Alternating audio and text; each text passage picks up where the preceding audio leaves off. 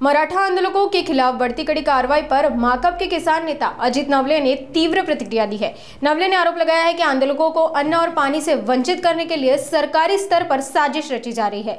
नवले ने इसे पूरी तरह से अमानवीय और लोकशाही के खिलाफ बताया। आपल्या विविध मागण्यांसाठी हजारो मराठा बांधव शहरामध्ये मुंबईमध्ये पोहोचलेले आहेत। या आंदोलकांची कोंडी व्हावी यासाठी तेथील हॉटेल बंद करण्यात आलेली आहेत। पिण्याचं पाणी सुद्धा त्यांना मिळणार नाही अशा प्रकारचे डावपेच करण्यात येत आहेत, अशा बातम्या समोर येत आहेत। एकीकडे लोकशाही मार्गाने आंदोलन करण्याचा सर्वांना अधिकार आहे अशी भूमिका घ्यायची आणि दुसरीकडे मात्र आंदोलन करणाऱ्या आंदोलकांची अन्न आणि पाण्या वाचून कोंडी करण्याचे प्रयत्न करायचे ही लोकशाही विरोधी कृती आहेच, शिवाय मानवतेला सुद्धा काळीमा फासणारी अशा प्रकारची ही कृती आहे।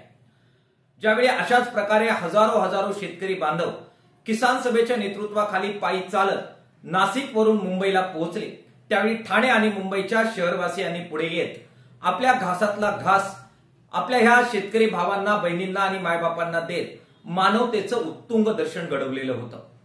मागण्यांच्या बद्दल यावेळी वेगळी मतं असली तरी सुद्धा मानवतेबद्दल आपली वेगळी मतं असू शकत नाही ही भूमिका लक्षात घेत मार्क्सवादी कम्युनिस्ट पक्षाच्या वतीने आम्ही शहरवासियांना आवाहन करतोय की त्यांनी पुढे यावं, वेगवेगळ्या राजकीय पक्षांनी सुद्धा पुढे यावं आणि गावगाड्यातून शहरामध्ये आलेल्या या आंदोलकांना अन्न आणि पाण्या वाचून त्यांची कोंडी होणार नाही यासाठी सहकार्य करत आपल्या घासातला घास आणि पिण्याचं पाणी यांना देऊ करावं अशा प्रकारचं आवाहन मार्क्सवादी कम्युनिस्ट पक्षाच्या वतीने आम्ही करतो आहोत। सरकारने सुद्धा अन्न आणि पाणी याला शस्त्र न बनवता आंदोलकांबरोबर चर्चा करावी, त्यांच्या मागण्या समजून घ्याव्यात आणि योग्य तो तोडगा काढत सबंध महाराष्ट्रभर एक चांगलं राजकीय संस्कृतीचं दर्शन घडवण्याची संधी त्यांनी दवडू नये अशा प्रकारचं आवाहन मार्क्सवादी कम्युनिस्ट पक्षाच्या वतीने राज्य सरकारला आम्ही करतो आहोत।